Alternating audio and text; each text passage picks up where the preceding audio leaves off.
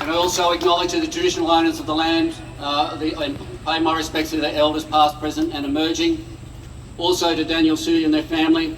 I got to meet them privately before that. I did put the condolences on behalf of our union, everyone here today, but in front of all the crowd. Also I want to pay my condolences to their family. The bravery, the fact that you got up here and spoke, the emotion of the feeling of anger, frustration, I'll talk about that in a minute. I did say to the family, this life will not be wasted. We will get justice for Daniel. Why? Because like all of us here, we've had a gutful. We were here back in November last year for Tyler and their family, if you recall. And I remember that rally. You were angry, is that you even had the Premier for once get out of a shiny ass chair and come down and meet a delegation for that family. And I had to sit there with that poor family going through that tragic situation, and the government of the day telling the family that they cared, that the Minister Grace was going to make some changes.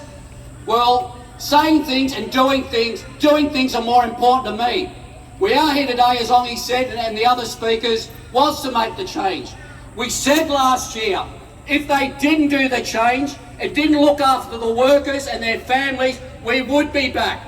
But what's happened between November the 15th and what's happened here today is more people have passed away.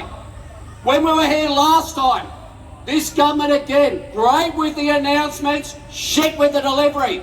They talked about having a review of the regulator. They were going to review developer licensing. They were going to review the Act. Make a decision, that's why you vote governments in. What annoys me also with the media is that when the government makes these announcements, they're going to have an inquiry. We're going to have a task force. We're going to have another review. Stop it. Do something. That's why we put you into government in the first place. Like, we're sick and tired of families losing loved ones and having to go in there and being angry or begging to make the change. I don't get it. We got an opportunity with this new leader, and let's see if he shows some leadership, Miles. Because one thing about Grace, she is a disgrace. I'm sick and tired of her saying that she's going to do something and done nothing. I will say to this crowd, and I will say to her face, she is the worst workplace relations minister that I have ever come across. And if I'm not going to get justice for Tyler, for Daniel, for every worker, not just here today, but in this state, we will. And I'm proud to come here, because what you wanted was to actually make the change. What I am looking at here today, you people are voters, you and your families, in an election year. I can't believe with a Labor government, when they go on about the welfare, like about the youth crime, it's about workplace health and safety, health. They're always saying that they care. Well, practice it. And I hope that when I come back here today, when Stephen Miles has agreed to meet us, is that he actually does something decent so that people like Daniel and his family, is that one death is too much. We've had too many deaths in the construction sector. We've had a horrible year this year. Why? Because we've got a lazy government, we've got a regulator that doesn't want to go out of bed, and it's people like you, worker power, people power, that makes a difference.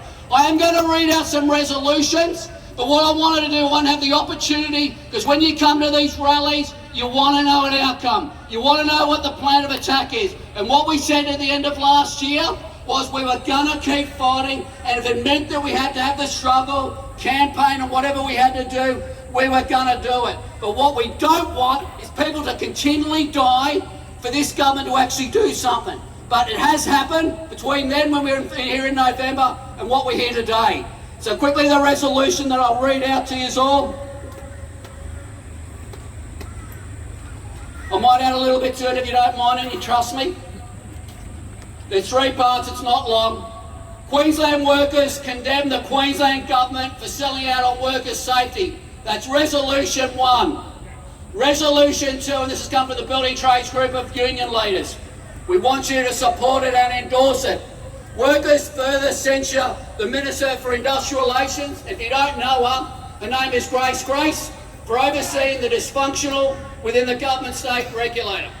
I want to go further, if I can add a little bit, because I want to pursue it, is that I'm calling for the Minister's resignation. She has failed the community, she has failed workers in this state, she hasn't done the job. All politicians, including bureaucrats, are accountable.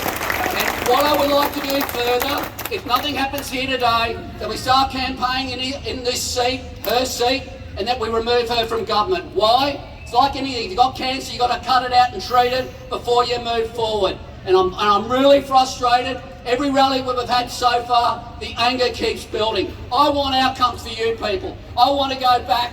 Every day you want to come home with your life safe. And this government is making it bloody hard. And they want to win the election, well, wake up and actually start doing something. And if you can do something positive, which would be nice, is to fix the issue of workplace health and safety. And the reason why I raise Grace for everyone here today is I don't have the confidence. She doesn't have the ability. You know, we had the shits with Mark Bailey.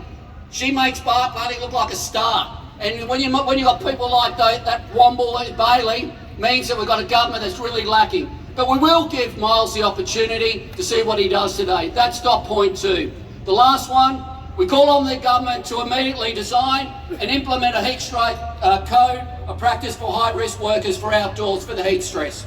You know what I heard yesterday and again this morning is that the government, you know, with all their government projects, they're unhappy about our heat stress policy.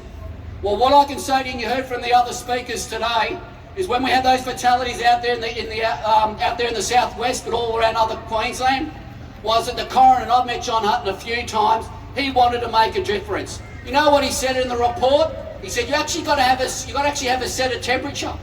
Why? Because bosses in government couldn't be trusted to look after the lives of workers. He talked about risk management. He knew the government wouldn't do anything. Is that Grace was at the helm? We raise this constantly.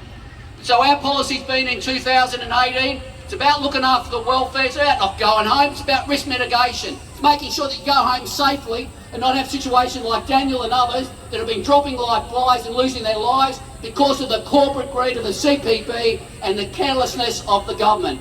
And we are not going to stand for it, are we? No!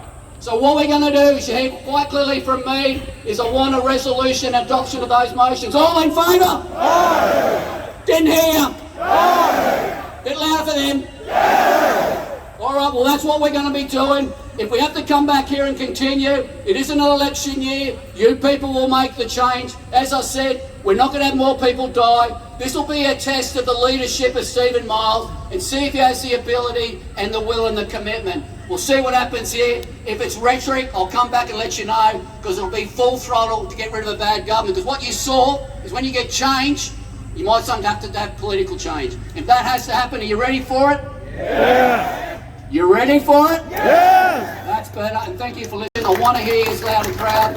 Sorry to hear again for the bravery you did in your family. We will try and make a difference, and we'll see what happens. I also want the family to come along and join the leadership of the Building Trades Group when we go and meet the Premier. So thank you again.